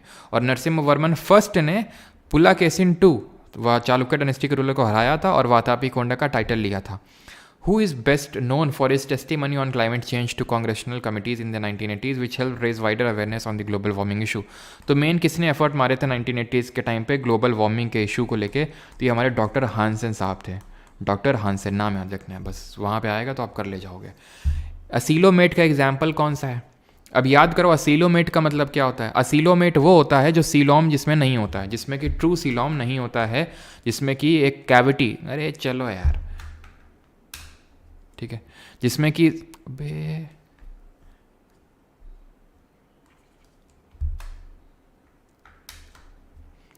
ठीक है। तो सीलोम क्या होता है? सीलोम होता है कैविटी। कैविटी क्या होता है? कैविटी खोखला होता है, वो क्या होता है कैविटी? खोखला खोखला, ठीक है। तो कैविटी इसलिए क्रिएट होती है क्योंकि एम्ब्रियोनिक स्टेज में एंडोडर्म और एक्टोडर्म, अंदर की लेयर को एंडोडर्म बोलते हैं, बाहर वाली को एक्टोडर्म बोलते हैं। तो धीरे धीरे जब ये डेवलप होता है तो एंडो का आउटर बाहर के साथ चिपकता है, और ये जो मतलब यहाँ पे क्या होता है, मीजोग्लिया होता है, मीजोग्लिया होता है, ठीक है। अगर इसकी जगह मीजोडर्म डेवलप हो जाए, मीजोडर्म, तो उसको हम बोलते हैं ट्रिप्लोब्लास्टिक, कौनो कैविटी नहीं है, वो मीजोग्लिया है, तो उसको हम बोलते हैं भाई कैविटी यानी सीलॉम है। अब हम तुम्हें पूरा ऑर्डर पढ़ाए थे कि ऑर्डर में याद रखना है फाइलम्स ऑफ एनिमल किंगडम, जो एनिमल किंगडम के तहत फाइलम आते हैं, और उसको कैसे याद करना है? पोकोसिटी। पोकोसिटी में प्लेटें तोड़ रहा है कौन? एक प्लेटें तोड़ रहा है, कौन तोड़ रहा है? अन्ना, अन्ना जो है ना, अन्ना तोड़ रहा है, ठीक है। और क्यों? क्योंकि उसको आर्थराइटिस की प्रॉब्लम हो गई है। तो इस तरह से हमने याद किया था। एक तो यहाँ पे ये पोरीफेरा होगा, ये आपका सीलेंट्रेट होगा, ये आपका टीनोफोरा होगा, ये आपका प्लैटीहेल्मिन्थिस होगा, ये आपका निमाटोडा होगा, ये आपका एनलीडा होगा, ये ऑर्थोपोडा होगा। ऑर्थोपोडा इसके आगे भी हैं, जैसे कि इसके आगे है मोलस्का है, इसी के आगे आपका एचिनोडर्मेटा है, और इसी के आगे आपका देन कोरडेटा आता है। कोरडेटा के रिगार्डिंग क्या एक डिस्टिंक्टिव फीचर देखने को मिलता है, जरा बताइए। कोरडेटा में एचिनो वालों की स्किन कैसी होती है? पोर्स देखने को मिलते हैं, छेद देखने को मिलते हैं इनके स्किन में, जैसे कि स्पॉन्जेस, ठीक है, वो इसके एक एग्जाम्पल हो जाएंगे। और ये जो पोकोसिटी होती है, पोकोसिटी, ये डाइप्लोब्लास्टिक होते हैं। डाइप्लो मतलब इनमें दो लेयर होती है, एंडो अंदर वाली, एक्टो बाहर वाली, और बाकी जितने होते हैं वो ट्रिप्लोब्लास्टिक होते हैं इनको छोड़ के। ट्रिप्लो मतलब का है कि उसमें मीजोडर्म यानी कि बीच की लेयर भी आपको देखने को मिलेगी, ठीक। प्लैटीहेल्मिन्थिस, प्लेट फ्लैट होती है, तो ये फ्लैट वर्म्स के नाम से जाने जाते हैं। फ्लैट वर्म्स में इसमें एग्जाम्पल हो जाएंगे, जैसे कि आपका जो टेप वर्म हो गया, वो इसका एक एग्जाम्पल हो जाएगा, लिवर फ्लूक एग्जाम्पल हो जाएगा, प्लेनेरिया एग्जाम्पल हो जाएगा इसका। निमाटोडा भी हम पढ़ाए नहीं है, बस इतना पढ़ाए हैं कि इसमें क्या होता है, यहाँ तक में प्लैटीहेल्मिन्थिस तक में सीलॉम देखने को नहीं मिलता है, यानी कि जो कैविटी है वो देखने को नहीं मिलती है। दैट इज़ दीज आर असीलोमेट। ये जो होता है ये स्यूडोसीलोमेट होता है, यानी कि इसमें एक फॉल्स सीलॉम देखने को मिलता है, ट्रू सीलॉम नहीं होता है। और इसके नीचे जितने हैं वो सीलोमेट होते हैं, यानी उनमें ट्रू सीलोम देखने को मिलता है। तो वो ऑप्शन पे डिपेंड करता है क्या था, तो पोरीफेरा, सीलेंट्रेट, टीनोफोरा, प्लैटीहेल्मिन्थिस, ये सब के सब कैसे होंगे? असीलोमेट होंगे, ठीक है। डिप्लो ट्रिप्लो वाला भी समझा दिए आपको। अब हम जब कल से अपना आगे बढ़ाएंगे अपनी पीवाई की सीरीज़ को, तो निमाटोडा और एनालिडा और आर्थ्रोपोडा के बारे में देखेंगे। वैसे आर्थ्रोपोडा भी पढ़ चुके हैं कि ओपन सर्कुलेटरी सिस्टम होता है, खुला परिसंचरण तंत्र होता है, जॉइंट लेग्स यानी कि जॉइंट अपेंडेजेस होते हैं, जुड़े हुए पैर होते हैं, और जैसे कि स्कॉर्पियंस ले लो, बिच्छू ले लो, इंसेक्ट सबसे बड़ा क्लास होता है इसमें। इंसेक्ट में जैसे मच्छर आ जाते हैं, तो मच्छर के भी जॉइंट लेग्स होते हैं इसमें, ठीक है। और ऑर्थोपोडा का जो आउटर स्केलेटन होता है वो कॉम्प्लेक्स काइटिन का बना हुआ होता है। और ऑर्थोपोडा ये सबसे बड़ा फाइलम होता है, लार्जेस्ट फाइलम होता है, और इसमें सबसे बड़ा क्लास इंसेक्टा का होता है। मोलस्का सेकंड लार्जेस्ट फाइलम होता है। गोलू मोलू से इनकी स्किन होती है, तो जो हमारे स्नेल्स होते हैं, स्क्विड होते हैं, वो मोलस्का के एग्जाम्पल में आते हैं। गुर्जर प्रतिहार के फाउंडर कौन है? Which ruled in the Malwa region. और गुर्जर प्रतिहार कौन से स्ट्रगल में इन्वॉल्व थे? तो गुर्जर प्रतिहार के एग्जाम इसमें आएंगे आपके नाग भट्ट, इसके फाउंडर थे, ठीक है। यहाँ पे अगर हम बात करें, यहाँ पे आपके थे राष्ट्रकूटा। राष्ट्रकूटा के फाउंडर कौन थे? दंतेदुर्ग थे। यहाँ पे तो गुर्जर प्रतिहार जिनके फाउंडर नागभट्ट थे, और यहाँ पे थे पाल डायनेस्टी जिनके फाउंडर गोपाल थे, जिन्होंने उदांतपुरी यूनिवर्सिटी को डेवलप किया था। इनके सक्सेसर थे धर्मपाल, जिन्होंने विक्रमशिला यूनिवर्सिटी को स्टैब्लिश किया था, नालंदा को स्टैब्लिश किया था कुमारगुप्त वन ने। तो यहाँ पे आपका पड़ता था कन्या कपूर, जिसको कन्नौज के नाम से जानते हैं, जो हर्षवर्धन की कैपिटल थी, लेकिन हर्षवर्धन को तो पुलकेशिन II ने हरा दिया था नर्मदा रिवर के बैंक्स में। तो इसको लेके एक ट्राईपार्टाइट यानी त्रिपक्षीय युद्ध हुआ था 790 AD के टाइम पे। ट्राईपार्टाइट ट्रीटी कब हुई थी जरा बताना जरा, पिछले लेक्चर में सबसे आखिरी लेक्चर में पढ़ाए थे। ट्राईपार्टाइट ट्रीटी शाह सूजा, ईस्ट इंडिया कंपनी और महाराजा रंजीत सिंह के बीच में 1838 में। और ट्रीटी ऑफ अमृतसर कब हुई थी, जहाँ पे सतलज रिवर को बाउंड्री बनाया गया था, जरा ये बताना। कौन सा एम्प्लॉयमेंट है that refers to the time lag between the jobs when an individual is searching for a new job और इज स्विचिंग बिटवीन जॉब्स। तो इसको बोलते हैं सर्च एम्प्लॉयमेंट, जब आप सर्च कर रहे हो या फिर अपनी मर्जी से अनएम्प्लॉयड हो, दैट इज वॉलंटरी अनएम्प्लॉयमेंट। तो इसी को बोलते हैं घर्षण बेरोजगारी यानी कि फ्रिक्शनल अनएम्प्लॉयमेंट। जहाँ पे स्किल गैप होता है वो स्ट्रक्चरल है, संरचनात्मक है। जहाँ पे लग तो रहा है, खुरपी लेके लगे हुए हैं, लेकिन वो एक्चुअली प्रोडक्टिविटी निकाल नहीं रहे, डिस्गाइज्ड अनएम्प्लॉयमेंट। और एक सर्टेन टाइम होता है जहाँ पे वो अनएम्प्लॉयड रहते हैं, उसको सीजनल बोलते हैं। यूजुअली हमें गाँव में देखने को मिलता है, एग्रीकल्चर में देखने को मिलता है। एजुकेटेड अनएम्प्लॉयमेंट क्या होता है, जहाँ पे आपके पास डिग्री तो है, ठीक है, लेकिन काबिलियत तो है, लेकिन मौका नहीं मिल रहा है, ऐसा सर। हाँ, बिल्कुल 1809 में हुई थी, बिल्कुल सही है, रंजीत सिंह और ईस्ट इंडिया कंपनी के बीच में, जहाँ पे सतलज रिवर को एज अ बाउंड्री डिमार्केट किया गया था. In the context of British rule in India, who among the following became the first Governor General after the post of Governor who was elevated to Governor General of Bengal? तो first governor general after the post of governor was elevated to governor general of Bengal. तो governor of Bengal governor general of Bengal बन गया था. 1773 का जो regulating act आया था, और वॉरेन हेस्टिंग पहला गवर्नर जनरल ऑफ बंगाल बन गया था. पहला governor of Bengal Robert Clive था, जिसने कि ब्रिटिश फोर्सेस को बैटल ऑफ प्लासी में लीड किया था 1757 में. बैटल ऑफ बक्सर में किसने लीड किया था ब्रिटिश फोर्सेस को? हेक्टर मुनरो ने किया था. बक्सर के टाइम पे कौन था? क्लाइव था गवर्नर ऑफ बंगाल. और बैटल ऑफ प्लासी के टाइम पे ध्यान रखना, सॉरी मुगल रूलर यहाँ पे आपसे पूछ सकता है. हाँ, मुगल रूलर कौन था? तो मुगल रूलर आलमगीर सेकंड था बैटल ऑफ प्लासी के टाइम पे. और यहाँ पे कौन था? यहाँ पे शाह आलम सेकंड था. किस में? बैटल ऑफ बक्सर में. यही शाह आलम टू, सुजाउद्दौला और मीर कासिम, ही तीनों ही तो मिलकर बैटल ऑफ बक्सर लड़ते हैं. और इसके एक साल बाद इलाहाबाद की ट्रीटी ने इलाहाबाद की संधि साइन होती है, जहाँ से dual government in Bengal start होती है, जो रॉबर्ट क्लाइव स्टार्ट करता है. और वॉरेन हेस्टिंग इस डुअल गवर्नमेंट ऑफ बंगाल को खत्म करता है. कब? ये बताओगे तुम. A western disturbance is the extratropical storm that brings rainfall over northeastern India during the winter. From which ocean does the disturbance originate? तो कौन से ओशन से ओरिजिनेट होता है? भूमध्य सागर, दैट इज मेडिटेरेनियन सी. ठीक है. Who was the first speaker of the Lok Sabha after independence? जीवी मावलंकर यानी गणेश वासुदेव मावलंकर. पहले डिप्टी स्पीकर कौन थे, ये जरा बताएंगे. तो 1772 में वॉरेन हेस्टिंग ने डुअल गवर्नमेंट खत्म किया था. और पहले डिप्टी स्पीकर कौन थे? एम ए अयंगर थे. खत्म. ठीक है. McMahon line is the boundary line between, तो भैया मैकमोहन लाइन इंडिया और चाइना के बीच में. Radcliffe India Pakistan, India Bangladesh. Durand India Afghanistan और पाकिस्तान अफगानिस्तान. इंडिया और श्रीलंका को कौन सा स्टेट यानी कौन सा जलडमरू मध्य अलग करता है? इंडिया 7 कंट्रीज़ के साथ बाउंड्री शेयर करता है, जिसमें सबसे 15,200 की टोटल बाउंड्री है, और 4,096 की जो सबसे लॉन्गेस्ट बाउंड्री है वो बांग्लादेश के साथ. और 107 किलोमीटर सबसे कम है किसके साथ? अफगानिस्तान के साथ है. ठीक है. और इंडिया और श्रीलंका को पाक स्टेट यानी कि पाक जलडमरू मध्य अलग करता है. सेक्रेड गेम्स ये किसने लिखी है? तो सेक्रेड गेम्स लिखी है किसने किताब? ये लिखी है विक्रम चंद्रा ने. ठीक है. विक्रम चंद्रा ने किताब लिखी हुई है. 50 खत्म. कितने बाकी है अब? बस 30 और बाकी हैं. 25 से 30 से ज़्यादा नहीं है. ठीक है. 25 से 30 क्वेश्चन और बाकी हैं बस. गलत कौन सा मैच्ड है? Separation of executive from judiciary. Yes. 51 किसकी बात करता है? जरा बताओ कमेंट में. आर्टिकल 51 ये सब डीपीएसपी है. डीपीएसपी ने आर्टिकल 36 से 51 आयरलैंड कॉन्स्टिट्यूशन से लिए हैं. 3 पार्ट में डिवाइडेड हैं, जैसे कि हमारे लिबरल इंटेलेक्चुअल गांधीयन और हमारे कौन से हो जाएंगे? Socialist DPSP. और ये 1931 का जो कराची सेशन हुआ था कांग्रेस का, वहाँ से कराची रेजोल्यूशन से इनके ओरिजिन को ट्रेस बैक कर सकते हैं. ये they seek to establish a welfare state, और इनको हम नॉन जस्टिसेबल राइट्स के नाम से भी जानते हैं. ठीक है. तो यहाँ पे 51 किसकी बात करता है? 51 बात करता है इंटरनेशनल पीस एंड सिक्योरिटी की, अंतर्राष्ट्रीय शांति की बात करें, international peace and security. Organisation of village panchayat and end of the with power. सही है. Article 40. 39A promote justice on a basis of equal opportunity and to provide free legal aid to the poor. बिल्कुल सही है. 42nd amendments इसको add किए थे. 45 में early childhood care के बारे में दिया हुआ है, ना कि एग्रीकल्चर और एनिमल हस्बेंड्री, जिसके बारे में आर्टिकल 48 में दिया हुआ है, अनुच्छेद नंबर 48. जरा बताएंगे अनुच्छेद नंबर 44 में क्या दिया हुआ है और अनुच्छेद नंबर 48A में क्या दिया हुआ है? Not a DPSP or not a directive principle of international peace and security. Create opportunities of employment for foreigners. No, ये कोई तरह के DPSP नहीं है. ठीक है. यहाँ पे 44 की बात करेंगे तो UCC that is uniform civil code यानी समान आचार संहिता की बात करता है. 48A बात करता है एनवायरनमेंट के प्रोटेक्शन की. 53 when a non minister proposes a bill it is called as. जब कोई गैर मंत्री कोई विधेयक को प्रस्तावित करता है तो उसे क्या कहा जाता है? Non minister.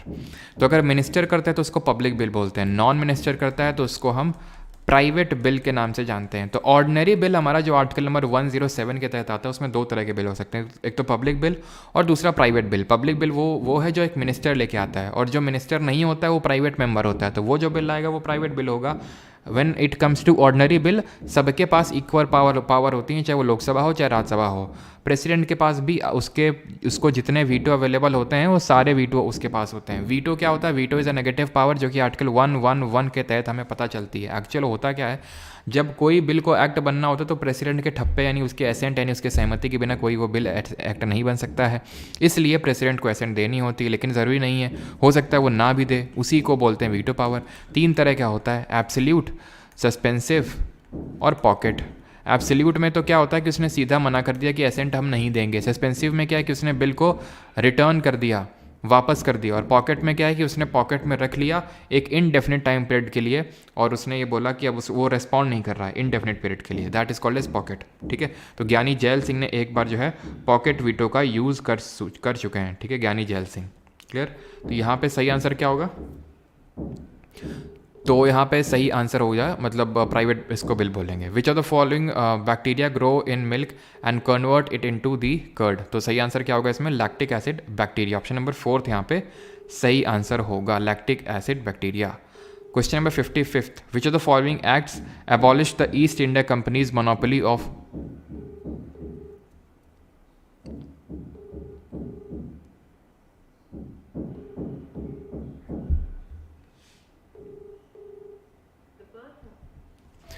Which of the following acts abolish the East India company's monopoly of trade with China. तो किस पर्टिकुलर एक्ट ने ईस्ट इंडिया कंपनी के मोनोपोली को ख़त्म कर दिया?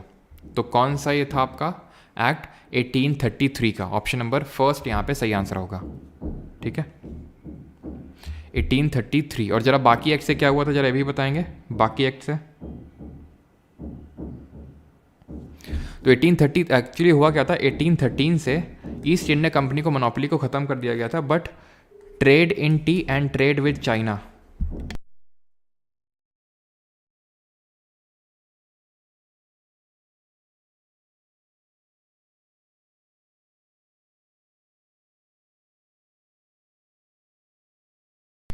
ठीक है, तो 1813 से क्या हुआ था, ट्रेड इन टी और ट्रेड विद चाइना, बस एक एक्सेप्शन बचे हुए थे, और उसके अलावा सारी चीज़ों से ख़त्म कर दिया गया था। 1833 से इन दोनों को भी ख़त्म कर दिया गया था पूरी तरह से। जो ईस्ट इंडिया कंपनी है, it became a purely a administrative body, पूरी तरह से प्रशासनिक संस्था बन गई थी। इसके जो कमर्शियल फंक्शंस हैं को ख़त्म कर दिया गया था।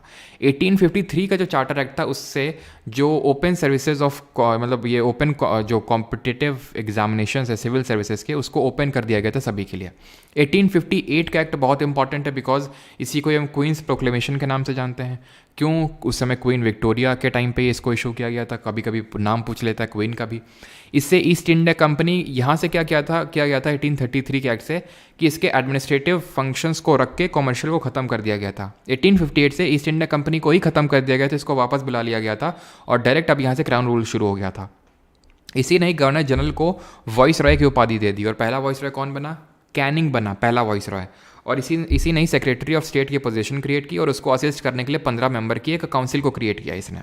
1858 के एक्ट के टाइम पे एक पील कमीशन यानी पील आयोग का गठन किया गया। इसका काम ये था कि किस तरह से भारत की जो मिलिट्री है उसमें कितने इंडियंस और कितने ब्रिटिशर्स रहने चाहिए, उस चीज़ को देखना था, यानी कि reconstruction of the Indian military, ये काम था इसका। और 1833 ने और क्या किया था? 1833 ने, ध्यान रखना, गवर्नर जनरल ऑफ बंगाल को गवर्नर जनरल ऑफ इंडिया बना दिया था, and William Bentinck became the first governor general of India, right. और जरा कमेंट में आप बताएंगे 1813 ने और क्या क्या किया था। यहाँ पे कुछ सच तो छूटा नहीं था, तो यहाँ पे कुछ छूट गया था, थोड़ा सा डिस्टर्बेंस हो गया था, इसलिए प्राइवेट बिल आर्टिकल 107। ठीक है, कमेंट में आपको बताना है कि किस बिल के अंडर में आपका सस्पेंसिव वीटो नहीं होता है, और किस बिल में कोई वीटो नहीं होता है। एक ऐसा बिल होता है जिसमें सस्पेंसिव वीटो नहीं होता है, और एक ऐसा बिल होता है जिसमें कि कोई भी तरह का वीटो अवेलेबल नहीं होता। तो आपका governor general of Bengal, governor general of India की अगर हम बात करेंगे तो किस पर्टिकुलर एक्ट से बना था वो तो देख लिया। 1830 ने क्या किया था, 1 लाख रुपए का अमाउंट निकाल लिया था भारतीयों को एजुकेशन के लिए खर्चा करने के लिए, और क्रिश्चियन मिशनरीज को अलाउ किया था भारत में क्रिश्चियनिटी को प्रमोट करने के लिए। तो सस्पेंसिव वीटो मनी बिल यानी धन विद्या के केस में अवेलेबल नहीं होता। मनी बिल की अगर बात करें, आर्टिकल 109 में इसका प्रोसीजर दिया हुआ है, 110 में इसका डेफिनेशन दिया हुआ है। मनी बिल के केस में लोकसभा के पास ज़्यादा पावर होती है एज कम्पेयर टू राज्यसभा, और जो कॉन्स्टिट्यूशनल अमेंडमेंट बिल होता है अंडर आर्टिकल नंबर 368 अनुच्छेद नंबर 368 के तहत, इसके तहत पूरा प्रोसीजर दिया हुआ। कितने तरह के अमेंडमेंट्स दिए हुए आर्टिकल 368 के तहत आपको ये बताना है, और प्रेसिडेंट को इसमें एसेंट देनी ही पड़ती है, नो वीटो पावर। ये 24th अमेंडमेंट ने इस चीज़ को बोला था, और इसमें 2 यानी 2 तरह के, इसमें 2 टाइप्स के अमेंडमेंट्स दिए हुए हैं, बिकॉज जो सिंपल मेजॉरिटी साधारण बहुमत का जो अमेंडमेंट होता है उसको हम अमेंडमेंट डील नहीं करते under article number 368 of the constitution. ठीक है, आगे बढ़ते हैं। Which of the following options which not correct in case of appointment of governor. तो राज्यपाल की नियुक्ति के मामले में कौन सा विकल्प सही नहीं है? तो can not hold any office of profit during his tenure, yes. 35 साल अभी बता के आ रहे हैं, राष्ट्रपति, उपराष्ट्रपति, राज्यपाल। अपॉइंटमेंट फॉर 6 years, नो, 5 साल के लिए होती है, और he serves till the pleasure of president. Citizen of India तो होना ही चाहिए। और आपको ये पता है कि एक गवर्नर मल्टीपल स्टेट का गवर्नर हो सकता है, इस चीज़ को ऐड किया गया था, 7th कॉन्स्टिट्यूशनल अमेंडमेंट ऑफ 1956 है। At which of the following places in IVC a brick structure has been identified as a dockyard. तो कौन सी जगह है ये? लोथल है। लोथल कहाँ है? गुजरात में भोगावर रिवर के किनारे है ये, ठीक है। ये भी चीज़ आपको पता होनी चाहिए, किस नदी के किनारे, तो भोगावर नदी के किनारे, और ये आपका एक डॉकयार्ड है। Karbi tribe which belongs to the which celebrates the cultural festival of Rongker belongs to the Indian state of. तो ये है आपकी असम की। याद है आपको यहाँ पे जो पूरा पेनिनसुला प्लेटियो, प्रायद्वीपीय पठार, ये राजमहल हिल्स हैं। इन्हीं राजमहल हिल्स का एक्सटेंशन है ये गारो खासी जयंतिया के हिल्स, जिसको मेघालय प्लेटियो या फिर करबी अंगलोंग प्लेटियो के नाम से जानते हैं। ये तो मेघालय प्लेटियो हो गया, गारो खासी जयंतिया मेघालय प्लेटियो या फिर शिलोंग प्लेटियो। असम में मिकिर रेगमा है जो इसी का एक्सटेंशन है, कलेक्टिवली करबी अंगलोंग प्लेटियो बोलते, तो करबी असम, ठीक है। और एक चीज़ आपको ध्यान रखनी है, क्या क्या ध्यान रखोगे यहाँ पे? और कुछ यहाँ पे ध्यान रखा जा सकता है कि नहीं? बाकी नहीं, और तो कुछ नहीं है, ठीक है। चलो, बाकी तो आपको असम के सारे फेस्टिवल पता ही है ना, कौन कौन से। असम की बहू ने बाई को पटक पटक के मारा क्योंकि उसको अली के अब्बू के साथ मजूली फेस्टिवल देखने जाना था, तो बहू से बिहू, अली से अली अली गांग, अब्बू से अम्बुबाची फेस्टिवल, बहू से तो वो हो गया, और असम की बहू ने बाई को से बाइको फेस्टिवल, ठीक है। पटक पटक से दहिंग पटकाई फेस्टिवल, ये सारे हमारे फेस्टिवल हैं असम के, ठीक। Which state has the lowest female literacy rate? India की लिटरेसी रेट कितनी है? आज से तुम 74.04% के साथ साथ 72.98% भी याद रखोगे। मैंने बताया था ये प्रोविजनल सेंसस और ये फाइनल सेंसस में था, तो ये भी ध्यान रखना आपको, 72.98% भी, जिसमें कि मेल लिटरेसी रेट है 82.14% और फीमेल की आप जरा कमेंट में बताएंगे जो कितनी है, 65.46% है। लेकिन यहाँ देखो, हाईएस्ट मेल केरल में है 94% ओवरऑल केरल की लिटरेसी रेट है, और वहीं पे हाईएस्ट मेल की लिटरेसी रेट है, हाईएस्ट फीमेल की लिटरेसी रेट है। लोवेस्ट लिटरेसी रेट है बिहार की 61.8%।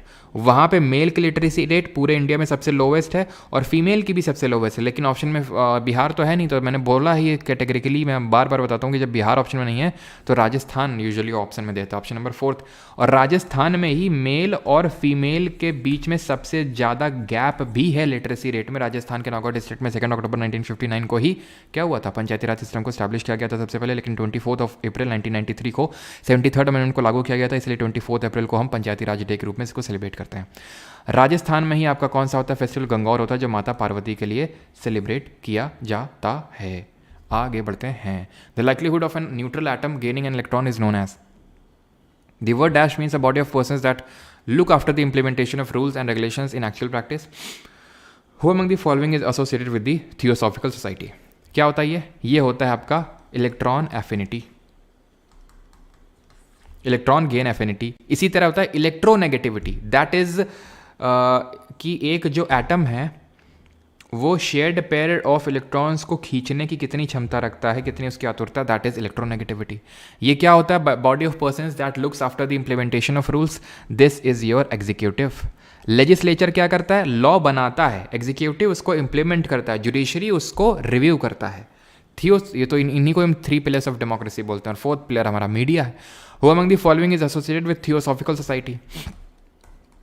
कब बनी थी? 1875 में। कहाँ बनी थी? न्यूयॉर्क में बनी थी। HP ब्लावत्स्की और MS ऑलकॉट इसके फाउंडर्स थे, ठीक है। बट देन 1882 में इसके हेडक्वार्टर शिफ्ट होते हैं कहाँ पे जाके? मद्रास में। और वहाँ पे देन इसकी जो चेयरमैनशिप वो जाती है एनी बेसन जी के हाथ में, first female president of the Indian national Congress. 1917 का जो कैलकाटा का सेशन है उसको इन्होंने लीड किया था। होम रूल लीग का गठन किया था उन्होंने 1916 में, और इन्होंने ही बोला था कि ये जो अंग्रेज हैं, ईस्ट इंडिया कंपनी है या फिर ब्रिटिशर्स हैं, इनका जो कॉलोनाइजेशन इन्होंने कर रखा है ये लोगों के भलाई के लिए नहीं कर रखा है, इन्होंने अपने सिर्फ प्रॉफिट के लिए कर रखा है। ये स्टेटमेंट पूछा था अभी सिलेक्शन पोस्ट में, ठीक है, एनी बेसन ने दिया था। और किसने बोला था? Awadh is like a cherry which is, वो एक चेरी की तरह है, वो बस गिरने ही वाली है, टपकने ही वाली है ब्रिटिशर्स के मुंह में। ये किसने बोला था? उसी ने बोला था जिसके टाइम पे पहली रेलवे लाइन स्टार्ट हुई थी 1853 में बॉम्बे से थाने के बीच में, जिसके टाइम पे विडो रीमैरिज एक्ट पास हुआ था 1856 में, और फादर ऑफ उसको पोस्टल रिफॉर्म्स के नाम से भी जानते हैं इंडिया में। What is the adulterant of hot paprika? तो इसमें तो मैंने बताया था टमाटर का छिलका यूज़ कर लेते हैं, या फिर ईंट को पीस के डाल देते हैं, और या तो इसमें जो होता है क्या बोलते हैं उसको, कौन सी डाई होती है? सुडान डाई, ठीक है, सुडान डाई का यूज़ कर लेते हैं। Metallic element called ferromagnetic. तो फेरोमैग्नेटिज्म में मैंने बताया था 3 मेटल होते हैं, आयरन, कोबाल्ट और निकल, मतलब वो जो कि जिनको मैग्नेट के पास लाओ तो खुद भी वो मैग्नेट की तरह बिहेव करने लगते हैं, मैग्नेटिज्म, मैग्नेटिक प्रॉपर्टी शो करने लगते हैं, उनको फेरोमैग्नेटिक बोलते हैं। कुछ पूछे थे तुमसे यहाँ पे? भूलने की बड़ी बीमारी है। क्या पूछे थे देखना पड़ेगा। सरोजिनी नायडू की अगर बात करें तो जैसे एनी बेसेंट पहली विमेन, डलहौजी बिल्कुल सही, डलहौजी मैंने पूछा था, ठीक है, डलहौजी ने स्टेटमेंट दी थी। एनी बेसेंट जिस तरह कांग्रेस की पहली महिला राष्ट्रपति, मतलब पहली फर्स्ट फीमेल प्रेसिडेंट बनी, उसी तरह Sarojini Naidu first Indian female president बनी थी कांग्रेस की। 1925 का कानपुर सेशन उन्होंने लीड किया था। इससे एक साल पहले 1924 का हुआ था बेलगांव सेशन, जिसको कि महात्मा गांधी ने प्रेसाइड किया था। It was the only session that was presided by the Gandhi ji. Savitribai Phule की बात करें, first women educator, first women teacher of India बोलते हैं। और इनकी बात करें तो पूना में इन्होंने बच्चों के लिए स्कूल बनाया था। और इनके जो हस्बैंड थे दैट इज़ ज्योतिराव फूले जी, जो मालिक कम्युनिटी से, गार्डनर कम्युनिटी से, तो उन्होंने 1873 में 1873 में सत्यशोधक समाज की स्थापना करी थी। सार्वजनिक सत्य, धर्म और गुलामगिरी नामक उन्होंने पुस्तक लिखी थी। ठीक है, चलिए 1873 में उन्होंने सत्यशोधक समाज बनाया था। Mohan Shyam Sharma is a famous musician associated with the, तो किससे एसोसिएटेड है मोहन श्याम शर्मा जी? तो मोहन श्याम शर्मा जी एसोसिएटेड हैं पखवाज से, ठीक है, पखवाज से एसोसिएटेड है। Long walk to freedom, Nelson Mandela. और एक और बता दो, फ्रीडम इन एग्जाइल बता दो, फ्रीडम इन एग्जाइल। लोकसभा सीट कितनी मेघालय से? 2 हैं। सबसे ज़्यादा कहाँ से हैं? यूपी से हैं, 80। यूपी से ही राज्यसभा में सबसे ज़्यादा 31 हैं, ठीक है। और फ्रीडम इन एग्जाइल है 14th दलाई लामा की, 14th दलाई लामा की। Greek ambassador Megasthenes was sent to the court of Chandragupta Maurya by which of the following kings, तो किसने सेंड किया था मेगास्थनीज को? Was sent to the court of Chandragupta Maurya, तो ये सेलिकस निकेटर ने भेजा था, सेल्यूकस निकेटर ने भेजा था। और मेगास्थनीज ने कौन सी बुक लिखी थी? इंडिका लिखी थी, जहाँ पे इसने बोला था कि भारत में 7 वर्णों में सोसाइटी डिवाइडेड है, but it was not actually true. Clear. और मेगास्थनीज ने ही ये बताया था कि पांड्या जो है, पांड्या किंगडम है, वो किस तरह से पर्ल्स के लिए फेमस है, मोतियों के लिए। ठीक है, जरा बताओ पांड्या की एक पोर्ट का नाम बताओ। इतना तो पता है ना, ये संगम में आते हैं, चेरा, पांड्या और चोला। तो चेरा का देखा था मुजरी और टोंडी, इनका क्या देखा था? पांड्या का कोड़कई, ये ध्यान रखना है, ठीक है, किसका? पांड्या का।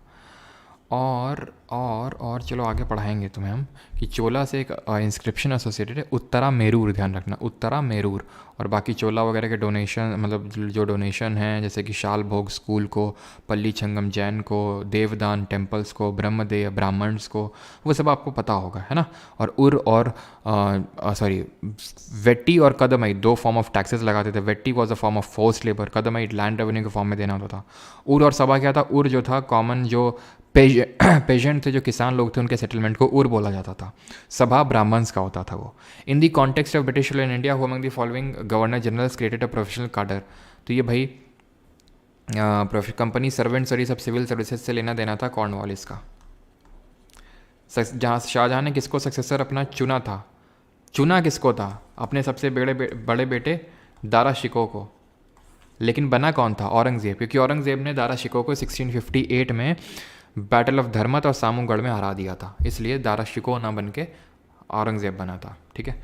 Who unfurls the flag at the Rajpath on republic day? Finance commission consist of, by the act of dash the governor general council was given the power to legislate for the whole of British India.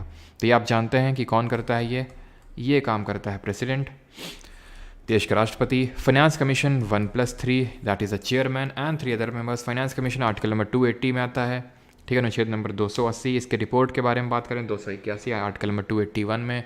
किसको देता है? President को देता है ये, ठीक है, president को देता है ये, ठीक है, ठीक है, प्रेसिडेंट को ये देता है। और कौन रिपोर्ट अपनी प्रेसिडेंट को देता है? फाइनेंस कमीशन की अगर बात करें तो आर्टिकल 281 जैसे होता है। और क्या, फाइनेंस कमीशन के जो चेयरमैन होता है should be a person having knowledge in the public affairs, उसको पब्लिक अफेयर्स में नॉलेज होनी चाहिए, ये चीज़ आपको पता होनी चाहिए। एंड फाइनेंस कमीशन के पहले चेयरमैन कौन थे? केसी न्योगी थे। और 15 फाइनेंस कमीशन के NK सिंह थे। और अभी कौन बने? अरविंद पनगड़िया बने, ये चीज़ आपको पता होनी चाहिए, ठीक है। और फाइनेंस कमीशन के जो रिकमेंडेशन होते हैं वो बाइंडिंग नेचर के नहीं होते हैं, By the act of dash, the Governor General in Council was given the power to legislate for the whole of British territories in India. That means कि Governor General of Bengal became the Governor General of India. जो बंगाल का governor general है वो India का governor general बना. ये कौन से एक्ट से हुआ? 1833 से. 1833 का जो एक्ट है उससे हुआ है ना, हमने देखा था. चलो, और बाकी तो ये सब पता है, अनफर्लिंग और होस्टिंग वगैरह. Harisena the author of Prayag Prashasti was the court poet. अब पता है इसी से कल एक क्वेश्चन उठाऊंगा मैं. कल इसी से क्वेश्चन देखोगे तुम कल की भी की सीरीज में बढ़िया सा.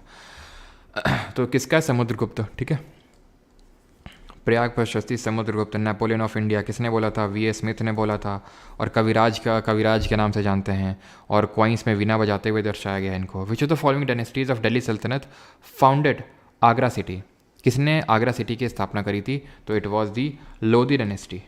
लोधी डायनेस्टी के सिकंदर लोधी ने करी थी. और लोधी डायनेस्टी का टेन्योर क्या था? इसका टेन्योर था 1451 से लेके 1526. First battle of Panipat between Babur and Ibrahim Lodhi. ठीक है, और सिकंदर लोधी. गुलरुखी याद आ रहा है? गुलरुखी याद आना चाहिए. और क्या याद आना चाहिए? गुलरुखी और डबल डोम स्ट्रक्चर इन्होंने स्टार्ट किया था लोधी डायनेस्टी ने, जिसमें कि हम जानते हैं किसको? जिसमें कि हम जानते हैं मौत की मस्जिद को. Which is the world's largest. और थोड़ी देर में आपको एक शॉर्ट वीडियो मिलेगा जहाँ पे आप जानेंगे इंडियन हॉकी टीम की ग्लोरियस परफॉर्मेंस के बारे में. ठीक है, थोड़ी देर में आई थिंक अपलोड हो जाएगा वो. चलो, तो यहाँ पे which is the world's largest PV solar power park located in the Indian state. तो ये है भडला. कहाँ पे? राजस्थान में. भडला राजस्थान. है क्या अभी और क्वेश्चन? अच्छा, खत्म है. ठीक है, 2 स्लाइड और हैं. 81 क्वेश्चन है टोटल. ठीक, तो on which advice does governor appoint the ministers. तो किसकी एडवाइस पे गवर्नर जी अपॉइंट करते हैं मिनिस्टर को? तो ये करेंगे किसके एडवाइस पे? Chief minister. जैसे सेंटर में जब हम बात करते हैं तो प्राइम मिनिस्टर की एडवाइस पे मिनिस्टर्स को अपॉइंट करता है कौन? प्रेसिडेंट. आर्टिकल नंबर 75 क्लॉज 1 क्या बोलता है? कि prime minister shall be appointed by president and other ministers shall be appointed by the president on the advice of prime minister. वैसे ही यहाँ पे सीएम की बात हो रही है. कौन से आर्टिकल में आएगा? 164 में आएगा. 281 एंड बियॉन्ड. कौन? वीवीएस लक्ष्मण जी. इसमें तो कोई डाउट होना ही नहीं चाहिए. और सीजीआई का मतलब फुल फॉर्म क्या होता है? Chief justice of India. CJI के पास ये पावर होता है कि he can declare any other place other than Delhi as the seat of supreme court. Under which article? कौन सा अनुच्छेद बोलता है कि दिल्ली के अलावा किसी जगह को seat of supreme court declare किया जा सकता है? 80th which is the oldest and most wide spread industry in India. सबसे पुरानी कौन सी है? कॉटन की. क्यों? किसी को ही 1818 में फोर्ट ग्लोस्टर में सेटअप किया गया था, लेकिन चल पाई नहीं. देन इसके बाद 1854 एंड 1854 में केजीएन डेबार में Bombay spinning and weaving machine के नाम से इसको जो है स्टैब्लिश किया गया था. और 1855 में 1855 में पहली जूट मिल इन रिसरा वेस्ट बंगाल, एकलैंड मिल उसका नाम था, इसको स्टैब्लिश किया गया था. और 1904 में सीमेंट इंडस्ट्री पहली कहाँ पे स्टैब्लिश की गई थी जरा बताना तो. और यहाँ पे सही आंसर क्या होगा? Article number 130. 129 बोलता है supreme court is a court of record. और 130 बोलता है Delhi is the seat of supreme court. और किसी और जगह को बनाना है तो सीजीआई काम ये कर सकता है. रिकेट्स विटामिन डी की डेफिशिएंसी से होती है, जिसका कि साइंटिफिक नेम कैल्सीफेरॉल होता है. सनलाइट में देखने को मिलता है, फिश ऑयल में देखने को मिलता है. विटामिन डी का सिंथेसिस होता है. इसकी कमी से रिकेट्स हो जाता है, यानी ऑस्टियोपोरोसिस, यानी कि जो हमारी बोन है वो वीक पड़ जाती हैं. और विटामिन ए, रेटिनॉल, और इससे क्या होता है? नाइट ब्लाइंडनेस या फिर ज़ेरोप्थैल्मिया. विटामिन बी के 8 कॉम्प्लेक्सेस होते हैं, उसके बारे में अभी हम डिस्कस नहीं करेंगे. विटामिन सी एस्कॉर्बिक एसिड होता है. एस्कॉर्बिक एसिड की अगर हम बात करें तो स्कर्वी की डिजीज़ कमी से होता है. विटामिन डी तो देख ही लिए हैं. विटामिन, और वो खट्टे फलों में होता है विटामिन सी. और बॉइलिंग करते हैं किसी सब्जी वगैरह की, उसमें विटामिन सी है तो विटामिन सी उड़ जाता है वो. ठीक है, विटामिन सी चला जाता है. और vitamin B C water soluble vitamin होते हैं. कीड़ा KEDA वो फैट सोल्यूबल होते हैं. विटामिन के कोलेजन नाम से आया है. कोलेजन में हेल्प करता है, यानी कि ब्लड की क्लॉटिंग में हेल्प करता है. फिलोक्यूनॉन के नाम से इसको जानते हैं. ठीक है, विटामिन ए टोकोफेरॉल होता है. विटामिन बी के कॉम्प्लेक्सेस हम आगे डील कर लेंगे. चलो विटामिन बी से एक क्वेश्चन पूछ लेता हूँ. कौन से विटामिन बी के कॉम्प्लेक्स की डेफिशिएंसी की वजह से अगर मदर में हुआ वो तो न्यूरल ट्यूब डिफेक्ट आ जाएगा? In which of the following cities the अगेरा फेस्टिवल. तो अगेरा जो है ना, ये जो रोमन कैथोलिक कम्युनिटी है वो इसको सेलिब्रेट करती है. जो रोमन कैथोलिक कम्युनिटी है इसको मुंबई में सेलिब्रेट किया जाता है. और वो ये होता है आपका जो न्यूरल ट्यूब डिफेक्ट आ जाता है, ये फोलिक एसिड. फोलिक एसिड जो कि आपका B9 है ना, उसकी डिफिशियंसी की वजह से आ जाता है। ये ख़त्म हो गया, ले भैया ख़त्म ख़त्म ख़त्म। हजरात हजरात हजरात, ख़त्म ख़त्म ख़त्म। तो ख़त्म हो गया हमारा IRS का सेशन फ्लो में। और ये बात बड़ी अच्छी लगी देख के कि 1.8 K students were there and they were till the last. यानी कंपटीशन होने वाला इस बार tough, very very tough. B3 नहीं सर, B3 से तो होता है 3D डिजीज़। B3 से 3D डिजीज़ जिसको हम बोलते हैं पेलैग्रा। पेलैग्रा होती है 3D, डिमेंशिया, डर्मेटाइटिस और डायरिया हो जाता है इससे। चलिए, thank you for joining this session और हम मिलते हैं अब कल, ठीक है। और कल स्टार्ट करेंगे PYQ सीरीज़ का अगला अध्याय। तो हमारे 17 लेक्चर्स 18 हो चुके हैं ना, 18 हो चुके हैं हाँ, यानी कि हम मिड वे लगभग आ चुके हैं। और एक जो है शॉर्ट अपलोड करेंगे, देखना ज़रूर, मज़ा आ जाएगा देख के उसको, बड़ा इंपॉर्टेंट है। तो भाई मैं तुम्हारे कोई भी चीज़ मज़े के लिए नहीं करता हूँ, सिर्फ मज़ा और नॉलेज दोनों का ध्यान रखता हूँ ठीक है। तो उसमें नॉलेज भी काफ़ी होता है, नहीं तो मैं बनाने को और भी मुझे काफ़ी सारे टॉपिक्स पे वीडियो में बना सकता हूँ कि भाई यहाँ पे ये हो गया, यहाँ पे आतंकी हमला हो गया, जो कि काफ़ी चलते भी हैं वीडियोस, लेकिन मैं इसलिए नहीं बनाता हूँ बिकॉज वो आपके मतलब के हैं नहीं। मतलब ठीक है, मज़ा तो आएगा, लेकिन वो उससे कोई SSC में क्वेश्चन नहीं बनेगा। अब जो मैंने शॉर्ट डाले, कल डाला, परसों डाला ओलंपिक में, मैंने ओलंपिक सीरीज़ एक्चुअल में स्टार्ट करी है। जब तक ओलंपिक चलेंगे तब तक डेली, एटलीस्ट डेली एक एक वीडियो मिलेगा आपको ओलंपिक्स पे, जो कि किसी ना किसी तरह से आपके एग्ज़ाम में वो काम आएंगे, ठीक है। क्वेश्चन नंबर 71 में क्या हो गया, 1+ हो, अच्छा 172 है ये क्वेश्चन, 1+4 होगा, यस 1+4 होगा ये, ठीक है। लाल फूल, नीला फूल, परमार सर ब्यूटीफुल, बेटा बहुत मारेंगे हैं। ब्यूटीफुल यूज़ करते हैं लड़कों के लिए, क्यों, ये हैंडसम यूज़ धन्यवाद सर, धन्यवाद जी। ओही बोलो सर, ओही ओही, अच्छा सर आपका प्रमोशन हो रहा है, अच्छा प्रमोशन हो रहा है। और हाँ भाई, काफ़ी लोग बोल रहे थे सर आप अपनी बुक्स हमारे स्टेट के बुक स्टॉल में, हमारी सिटी के बुक स्टॉल में भी अवेलेबल करवाइए। तो सर जो बुक्स सर्कुलेट हो रही हैं, जो नोट सर्कुलेट हो रही हैं दिल्ली के पूरे मुखर्जी नगर में, काफ़ी स्टूडेंट ने गोरखपुर के भी भेजे, काफ़ी सारे स्टूडेंट ने कानपुर के भी भेजे, काफ़ी सारे स्टूडेंट ने लखनऊ के भी भेजे, वो उसमें मेरा 0% लेना देना है। ना तो मैंने किसी को बोला है इनको करने के लिए, ना तो कुछ मेरा लेना देना कुछ नहीं है। बुक स्टॉल वालों ने अपने आप वो करना शुरू किया है अपने प्रॉफिट के लिए, उसमें मेरा कोई लेना देना नहीं और मेरा भी उसमें कोई ज़ीरो प्रॉफिट। मुझे बाद में पता चला, स्टूडेंट ने जब बताया कि ऐसा ऐसा हो रहा है, क्योंकि आप लोग प्रिंट आउट निकलवाने जाते होंगे, तो गए होंगे, जैसे स्टूडेंट ने मुझे बताया कि सर जैसे हम लोग जाते हैं काफ़ी सारे स्टूडेंट, तो बुक स्टॉल वाले अच्छी डिमांड को देखते हुए उनको वो करके बाहर लगा लेते हैं और उनको कोरियर के थ्रू देने लगते हैं। तो उसमें मेरा कोई लेना देना नहीं है, तो कोई भी जो सर्विस आपको मिलती है उसमें मेरा कोई लेना देना नहीं है। जब होगा तो वो मैं आपको बता दूंगा अपने आप से, ठीक है।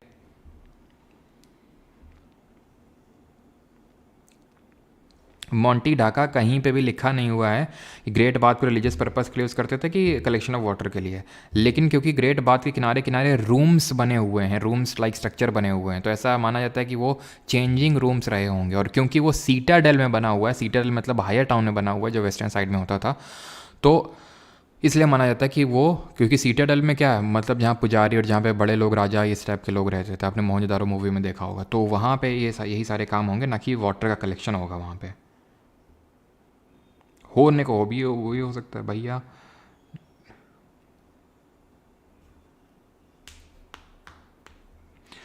मेगा विपिन 10 AM तो नहीं हो पाएगा, 9:15 AM ही टाइम रहेगा। सर आज Manu Bhaker 10 metre air pistol में गोल्ड आ रहा है क्या सर? हाँ हाँ देखते हैं, बिल्कुल क्यों नहीं, इतना इतना बम मारेंगे कि धुआं धुआं हो जाए हजरात हजरात हजरात, उसका एक डायलॉग बड़ा अच्छा लगता है वासेपुर का, जब तक हिंदुस्तान में सिनेमा है तब तक लोग चूतिया बनते हैं। सो ट्रू, बहुत सही लाइन है वो, ठीक है। मैं तो इसमें बिल्कुल बिलीव करता हूँ, जब तक हिंदुस्तान में सिनेमा है तब तक लोग ऐसे ही चूतिया बनते रहेंगे।